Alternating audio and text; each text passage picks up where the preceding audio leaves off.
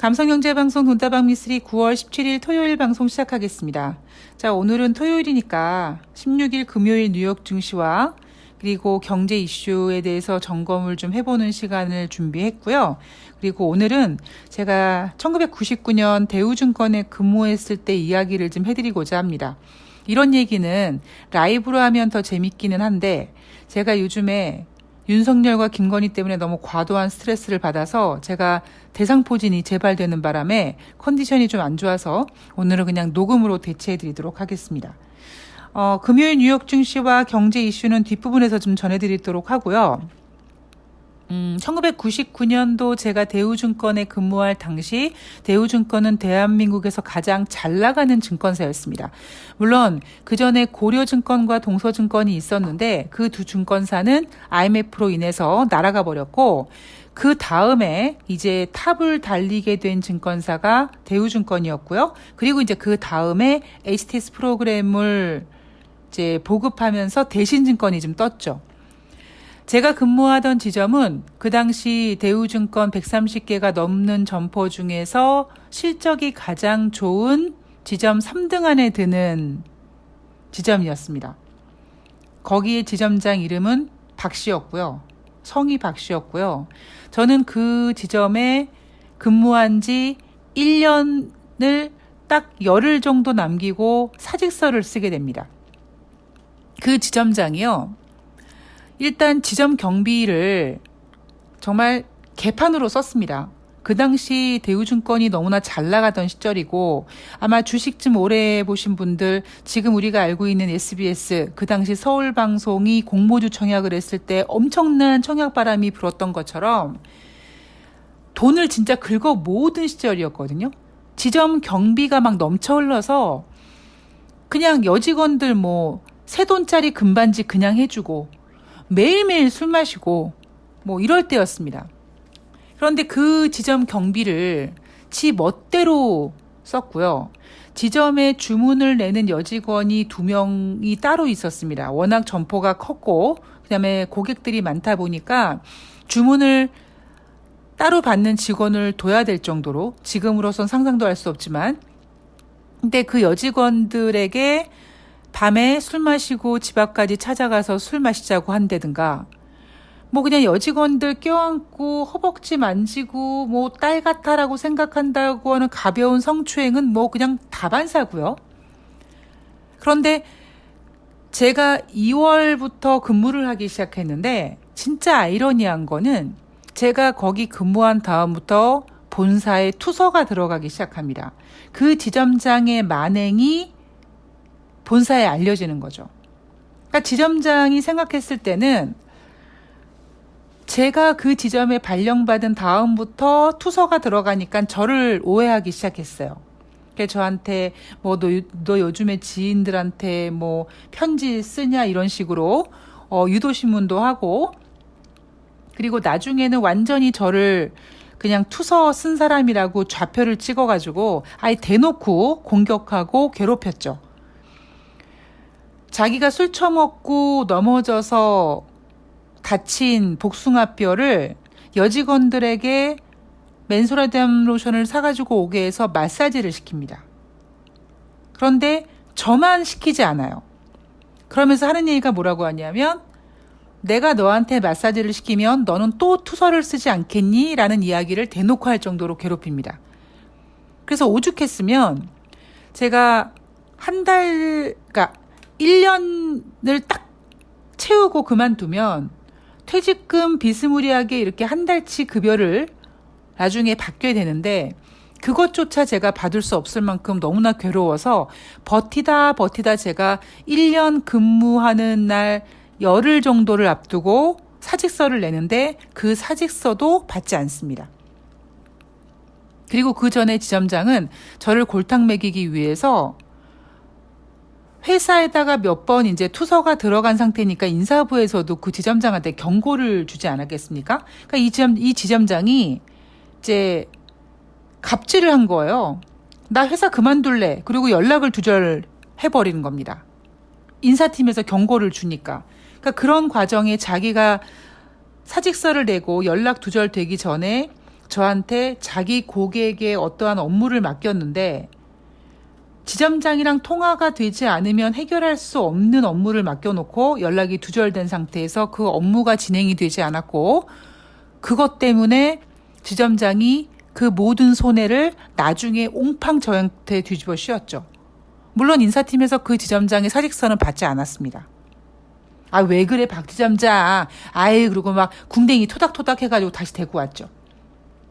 그래서 결국 제가 사직서를 지점장한테 내지 못하고 지점장한테 사직서를 냈더니 또 투서가 들어갈 것 같으니까 나는 네 사직서를 받지 않겠다라고 하는 바람에 저는 사직서를 직접 작성해서 본사 인사팀에다 갖다 냈는데 사직하는 이후에 개인적인 사유라고 쓰지 않고 대우증권 빵빵지점 박 지점장 때문에 박아무개 지점장 때문에 이 지점을 그만두는 직원이 제가 마지막이었으면 좋겠습니다라고 썼습니다. 그러자 인사팀에서는 왜 개인적인 사유라고 쓰지 않고 이렇게 그러니까 이유를 썼는지에 대한 경위서를 써오라는 거예요. 그래서 그렇게 되면 내가 또 투서 쓰는 거가 되니까 또 투서 쓴다고 오해를 받으니까 싫다, 안 하겠다라고 했죠. 그랬더니 인사팀에서 그렇다면 그 사직 처리를 해줄 수 없다고 협박하는 바람에 결국 나중에 제가 3장 정도 되는 경위서를 제출했습니다.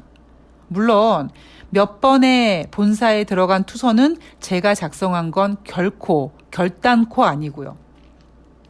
그런데 나중에 이제 사직 처리가 다 된 다음에 그 인사부 직원 과장님이랑 좀 우연히 알게 돼서 차를 마시면서 하는 얘기가 뭐냐면 대우증권 인사팀에서조차도 제가 썼을 거라고 생각하고 있었다라는 겁니다.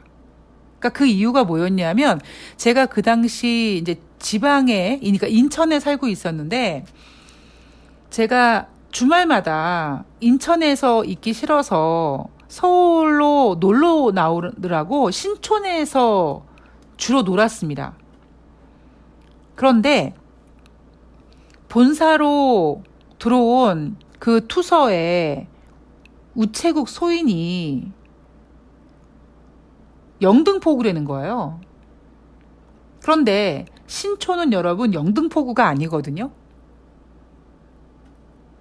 마포구일걸요? 그죠? 그런데 인사팀에서도 우체국 소인이 영등포라고 찍혔기 때문에 인천 제가 근무하던 지점에서 직원들이 다 사는 곳이 인천인데, 그리고 물론 저도 인천에서 살았습니다. 그런데 우체국 소인이 영등포로 찍혀 있으니까 서울로 자주 나오는 제가 썼을 거라고 인사팀도 알고 있었다라는 거죠. 그런데 저는 진짜 안 썼거든요. 그리고 나중에 시간이 지나가서 대충 누가 투서를 썼는지 저는 좀 눈치를 챘어요. 그런데 그 얘기는 뭐냐면, 그러니까 제가 오늘 왜 이 얘기를 해드리냐면요. 처음에는 그 박 지점장이 꼴보기 싫었거든요. 그런데 나중에 시간이 지나가면서 그 박 지점장의 잘못한 부분을 직원들이 그냥 아유, 내 상사인데, 아유, 나 잘리면 안 되는데, 나 이 지점장한테 잘 보여야지 하면서 사바사바 하면서 그냥 근무하는 직원들. 그럼에도 불구하고 그 지점장이 꼴보기 싫으니까 마치 내가 투서를 쓴 것처럼 뒤집어 씌우면서 본사에다가 투서를 쓰고. 제가 그때 들었던 생각이 뭐냐면, 그렇게 몇 달이 지나간 다음에 8월 달 대우증권이 망합니다. 대우가 망한 거죠. 물론 대우증권은 그 이후까지 좀 더 갔지만 그때 일단 꼬꾸라지기 시작했습니다. 그때 대우증권이 잘 나가게 됐던 이유, 130개 점포 중에서 순위 3등 안에 드는 이유가 부평에, 인천에 대우그룹 관련된 기업들이 많았기 때문이거든요. 그러니까 대우가 무너지니까 다 자연스럽게 그냥 대우증권도 무너지게 된 거죠. 제가 가장 싫어하는 사람이 뭐 윤석열, 김건희라면 한편으로는 그 권력을 두려워해서 자기 몸 살인을 하고 아니면 거기에 빌붙어서 사는 인간들이 솔직히 더 꼴보기 싫은 것 같아요. 제가 오늘 원래 청계광장에 나가려고 했는데 제가 지금 대상포진 때문에 몸이 좀 안 좋아서 오늘은 그냥 지금 영상을 보고 있는데 잠시 전에 그 유튜브에서 본 영상이 뭐냐면 지금 청계광장에 김상진이 집회를 방해하고 있는데 그 집회를 방해하는 김상진에게 경찰이 쩔쩔매고 하여튼 뭐 그냥 여러분들도 아시는 내용이 엉망진창입니다. 정말 그 악의 축이 있다면 그 악의 축 주위에서 뭐 빌붙든 뭐 아니면 그 악의 힘을 믿고 더 나대든 뭐 갑질을 하던 지랄 연병을 하던 뭐 발광을 하던 하여튼 그런 인간들은요 어느 조직에나 있는 것 같아요. 제가 오늘 그 청계광장에서 김상진이가 방해하는 거를 보고 그리고 경찰이 김상진에게 끌려다니는 그런 모습들을 보면서 참, 예, 좀 씁쓸하고 속상하고 좀 열이 받더라고요. 자, 그렇습니다. 제가 요즘에 뭐 가을도 타는 것도 있고 그리고 여러 가지 좀 기분이 좀 안 좋은 게 사실 돈다방 미쓰리 방송을 오래 들으신 분은 아시겠지만 거시적인 시황은 정말 잘 보지 않습니까, 제가? 진짜 2019년도 뭐 금리 인하할 거라는 것부터 시작해서 2022년 경제 이슈, 뭐 러시아라고 꼭 나라는 짚지 않았지만 디폴트가 이슈가 될 거라는 점, 뭐 여러 가지, 예.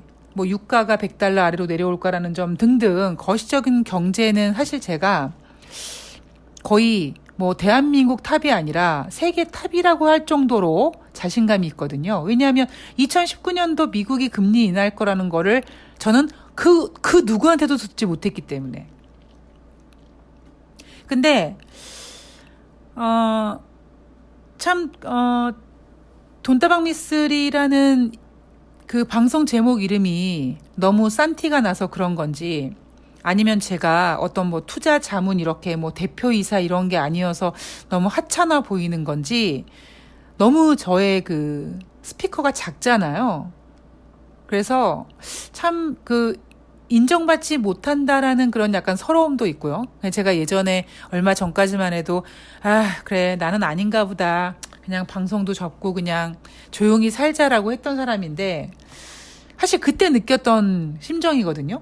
야, 이렇게까지 열심히 하고 이렇게까지 시황을 잘 보고 하는데도 내가 뭔가 이렇게 클 수 있는 한계는 이거밖에 없나 보다 하는 생각이 들어서 좀 되게 서글펐었거든요. 근데 그런 생각이 요즘 좀 다시 들더라고요. 제가 너무 힘이 없다라는 생각. 힘이 좀 세서, 힘이 좀 강력해서 뭐 경제적인 측면에서도 뭐 제가 1월 달부터 윤석열의 당선을 염두에 둔 외국인들이 주식을 매도한다. 이런 스피커가 크면 얼마나 좋겠습니까? 그죠? 근데 그렇지 못하는 어떤 저의 그 능력의 한계를 좀 느끼면서 엄청 속상하더라고요. 자, 그렇습니다. 자, 6월이 아니죠. 9월 16일 뉴욕 증시 점검하고 그리고 지금 경제 이슈, 증시는 무엇을 바라보고 있는지에 대해서 그리고 거시적인 시황 다시 한번 점검을 해드리도록 하겠습니다. 16일 금요일 뉴욕 증시는요. 하락했습니다. 다우지수가 0.45%, S&P 500이 0.72%, 나스닥이 0.90% 하락했습니다. 자, 이날 하락한 이유는요. 글로벌 배송업체 페덱스 경고로 하락했다라고 하죠. 사실 페덱스의 경고라기보다는 지금 우리가 느끼고 있는 어떠한 그런 불안감을 구체화시켜줬다라고 보시면 될 것 같습니다. 이날 페덱스는 주가가 21% 급락했습니다. 자, 페덱스가 어떤 얘기를 했냐면 지난 6월에 제시했던 연간 실적 전망치를 하회했습니다. 그리고 세계 경기 둔화에 따른 물동량 축소를 고려해서 비용 절감 계획을 발표했습니다. 그리고 페덱스 CEO가 전 세계 경제가 경기 침체에 들어갈 것으로 예상된다라고 얘기합니다. 자, 오늘자 대한민국 기준으로 9월달 FOMC 회의가 3일 남았습니다. 물론 9월달 FOMC 회의는 9월 20일 화요일부터 21일 수요일까지 이틀 동안 진행이 되고요. 시간차를 고려해서 9월달 금리 결정폭 그리고 제롬 파월 연준 의장의 기자회견은 우리나라 시간으로 9월 22일 새벽에 확인할 수가 있는데 날짜 기준으로 봤을 때 오늘자로 9월 FOMC 회의는 디데이 3일 남게 되는 거죠. 자, 지금 현재 9월달 75bp 금리 인상 가능성 84%입니다. 자, 제가 어제 방송에서 9월달 FOMC 회의에서 100bp, 즉 1% 금리 인상을 할 수 없는 이유에 대해서 간략하게 정리를 해드렸습니다. 그리고 제가 놀라운 사실은 제가 돈다방 미스리 방송하면서 뭐 자이언트 스텝, 뭐 빅 스텝, 울트라 스텝 뭐 이런 얘기 잘 안 하잖아요. 그냥 BP로 말씀드리죠. 1%를 표현하는 100bp, 뭐 0.75%를 표현하는 75bp 이렇게 BP를 표시하는데 빅 스텝이라든가 울트라 스텝, 자이언트 스텝 이러한 단어들이 콩글리시라고 하더라고요. 우리나라 사람들이 사용하는. 그런데 물론 그렇게 사용하는 이유가 뭐냐면 어떤 자이언트 스텝, 울트라 스텝, 빅 스텝 이런 용어들이 딱 한마디로 금리 인상폭이 얼마나 대단한지를 시각적으로든 청각적으로든 보여줄 수 있기 때문에 그렇게 사용하고 있다고 합니다만 제가 경제를 이야기함에 있어서 가장 싫어하는 게 바로 그런 부분입니다. 뭐 더블 딥이며 골디락스며 그게 뭐가 중요합니까? 뭐 골디락스라는 단어를 알아서 우리가 돈을 벌 수 있습니까? 더블 딥을 모르면 우리가 돈을 못 벌어요? 그러니까 저는 경제를 자꾸 수치로 표현하고 그리고 뭐 어려운 그 영어 단어로 표현하고 그러니까 그렇게 표현을 해서 투자자들이 돈을 벌면 좋은데 결국 그러한 표현들은요 투자자들을 위함이 아니라 전문가들이나 뭐 방송을 하는 사람들이 뭔가 있어 보이는 거거든요. 그래서 돈다방 미쓰리는 뭐 다우지수가 폭락했다, 급등했다 이런 자극적인 단어도 그닥 좋아하지 않는다고 말씀을 드렸습니다. 만약에 폭락했다, 급등했다 하는 표현을 쓰려면 제가 잠시 전에 페덱스 주가가 21% 폭락했다고 했잖아요. 사실 이 정도 퍼센테이지는 폭락이라고 봐야죠.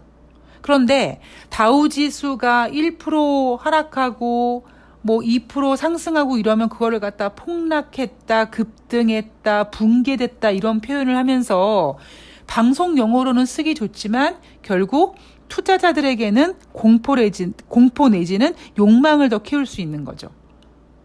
그래서 돈다방 미쓰리에서는 울트라니 자이언트니 이런 얘기 안 하고 수치로 75bp 금리 인상, 100bp 금리 인상, 50bp 뭐 이렇게 표현을 합니다.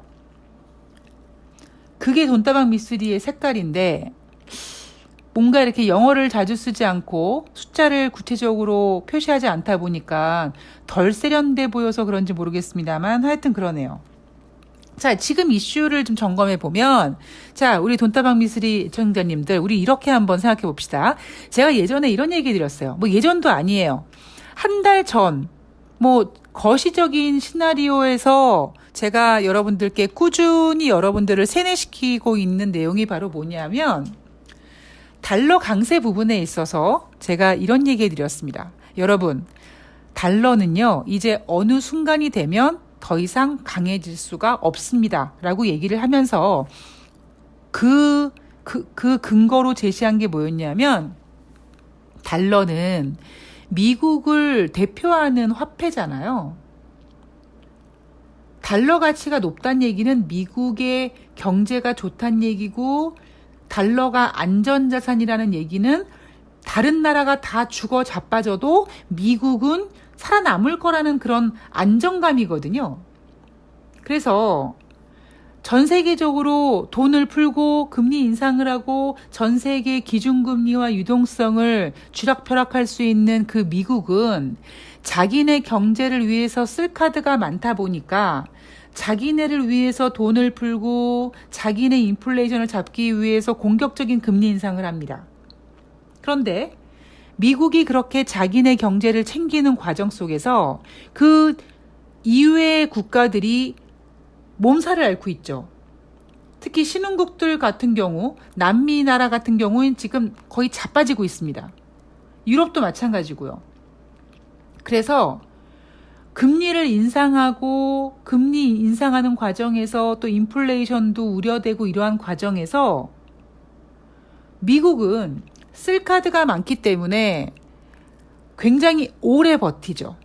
그래서 어떤 경기 침체 이야기가 나오든가 뭐 경기 둔화 얘기가 나올 때마다 증시가 하락하고 유럽의 경기 침체 걱정, 뭐 중국의 금융위기 걱정, 신흥국 걱정 이러한 우려감들이 나와도 미국은 쓸 카드가 많으니까 굳건합니다. 그래서 미국의 화폐 가치, 달러가 강세를 보이는 건데 제가 왜 여러분 이제 시간이 지나면 달러가 강세를 보이지 못할 거라고 했냐면 과연 미국이 언제까지 지 혼자 잘 나갈 수 있느냐.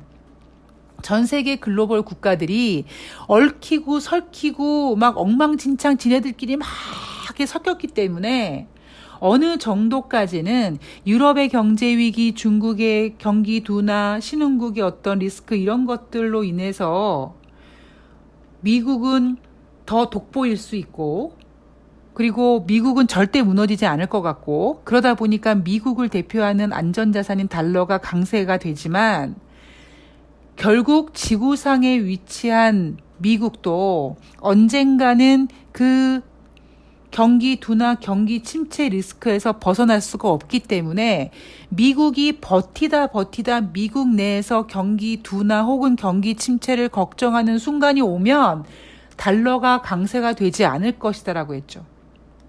그리고 그렇게 미국도 경기 침체가 될 것 같아 하면서 달러에 힘이 빠지면 투자자들은 진짜 그럼 안전자산이 뭘까 하면서 금으로 쏠리게 될 것이다. 제가 이 시나리오를 계속 전해드리고 있습니다. 물론 여러분 다시 말씀드리지만 저는 시황을 거시적으로 보고요. 좀 빨리 보기 때문에 여러분들께서 제 방송을 들으시면서 조금 텀을 두시면서 어떤 자산 같은 거를 이렇게 움직이셔야 되는 겁니다. 이날 16일 금요일 뉴욕 증시가 하락한 이유가 페덱스 때문인가요? 페덱스가 내놓은 어떤 뭐 절감 계획, 그 다음에 CEO의 발언 이런 걸까요? 이거는요, 다시 말씀드리지만 우리가 혹시 걱정하고 있는 그렇게 되지 않을까 하는 우려하는 부분을 구체적으로 딱 보여줬던 그 아주 빙산의 일각이고요. 뉴욕 증시 마감 현황에 나오지 않은 얘기가 있습니다. 바로 뭐냐? 15일 세계은행에서 미국을 비롯한 주요국의 금리 인상이 내년도 경제를 파괴적인 침체로 몰고 갈 수 있다라고 했습니다. 아무리 금리를 올려도 물가 상승 속도를 코로나19 이전으로 낮추기 어렵다고 했습니다. 제가 분명히 예전부터 말씀드렸죠. 이제 우리가 유동성을 컨트롤할 수가 없는 때다. 금리 인상만으로 인플레이션을 잡을 수가 없다라고 얘기하고 있습니다. 그리고 같은 날 세계은행뿐만 아니라 IMF에서도 올해 3분기, 4분기 세계 경제 동력이 더 망가질 수 있다라고 합니다. 자, 세계은행과 IMF의 어떤 경기 침체 신호, 그리고 그 신호의 아주 구체적인 모습을 드러낸 페덱스의 실적 전망과 CEO의 발언. 이것이 주는 메시지가 뭐냐면 이제 미국도 더 이상 경기 둔화 혹은 경기 침체에서 제외될 수가 없다는 부분입니다. 지금 증시는 뭐 때문에 이렇게 떨어질까요? 8월 중순까지 상승했던 뉴욕 증시가 8월 중순 이후에 9월달 FOMC 회의가 다가옴으로써 75bp 금리 인상을 이제 가시화시키면서 걱정하다가 어느 순간이 되니까 75bp를 이제 자연스럽게 받아들이기 시작합니다. 물론 지난주에 3D 지수가 3에서 5% 이상 크게 하락했던 이유 중에 하나가 8월달 소비자 물가 지표가 예상만큼 크게 둔화되지 못했다는 점이지만 8.5보다도 떨어진 8.3%가 나왔습니다. 그런데 문제는 뭐냐면 빨리 인플레이션이 떨어졌으면 좋겠어 하는 그런 안달감, 그런 뭐라 그럴까요? 빨리 뭔가 했으면 좋겠다는 그 서두름 때문에 투자자들이 주식시장에서 겁먹고 실망하고 해서 주가가 하락한 거거든요. 시간을 두고 텀을 두고 워낙 엄청난 유동성이니까 그래 인플레이션 천천히 둔화될 수밖에 없네. 그럼 그렇게 큰 그림을 가지고 잘 금리를 결정해야겠네라고 투자자들이 좀 느긋해져야 되는데 지금 투자자들이 빨리 보고 싶은 거예요. 인플레이션 목표치 연준이 제시한 대로 2%가 빨리 됐으면 좋겠어. 근데 8.3%밖에 안 돼. 언제 2% 돼? 이거거든요. 근데 2% 안 된다라는 겁니다. 제가 이미 예전부터 말씀드렸죠? 이제 이 유동성은 금리 인상으로 인플레이션을 잡을 수가 없다. 그 얘기를 세계은행과 IMF에서 하는 겁니다. 미쓰리가 좀 빠르죠. 빠르지만 정확하게 짚어냅니다.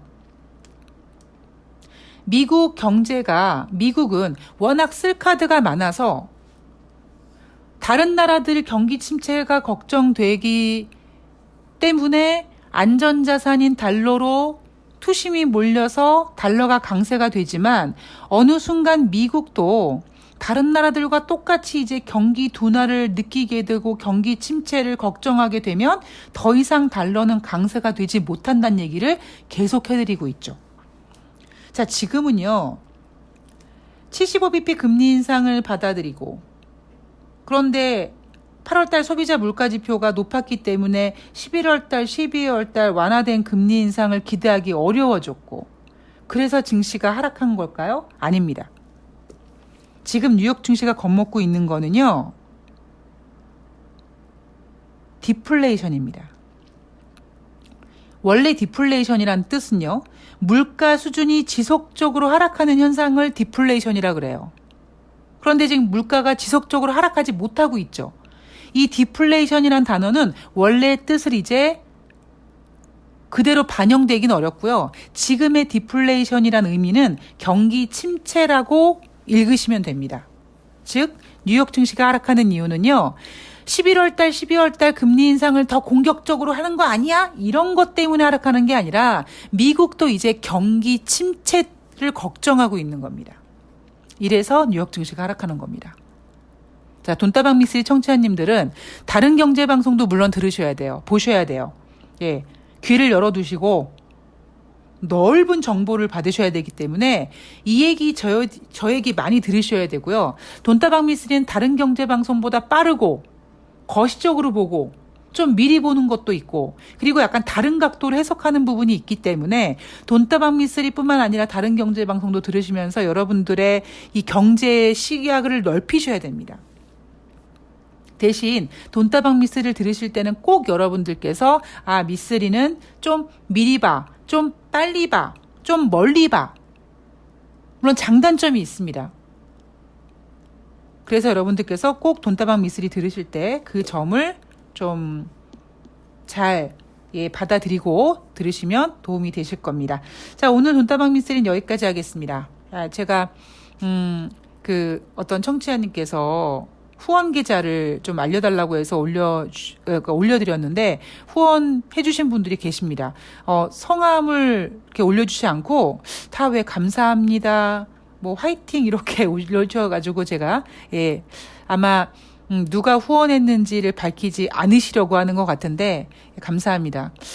후원금 열심히 모아가지고 제가 공식적인 펀드 하면 이거 위법이니까 후원금 열심히 모아가지고 제가 열심히 매매해가지고 탄핵 자금이라도 어떻게 만들어 보는지 하든지 하겠습니다. 감사드리고요. 저는 또 내일 9월 18일 일요일 방송에서 다음 주 증시 전망 잘 챙기고 그리고 다시 돌아오겠습니다. 제가 대상포진이 재발됐다고 하니까 많은 분들이 또 걱정하실 텐데요. 대상포진을 몇 년 전에 처음 앓을 때 진짜 뒤질 뻔했거든요. 나 죽는구나라고 생각이 들 정도로. 특히 저 같은 경우는 척추로 대상포진이 오는 바람에 걸음을 걷지 못할 정도로 고통스러웠는데 지금은 뭐 그 정도는 아니고요. 그냥 과도한 스트레스를 받거나 뭐 그러면 다시 이제 그 수포가 발생되면서 이게 그때보다는 좀 덜한 몸살 기운이라든가 이런 컨디션이 떨어지는 증상이니까 괜찮습니다. 잘 이겨내도록 하겠습니다. 여러분도 한절기 건강관리 잘 하시고요. 저는 내일 방송에서 뵙도록 하겠습니다. 고맙습니다.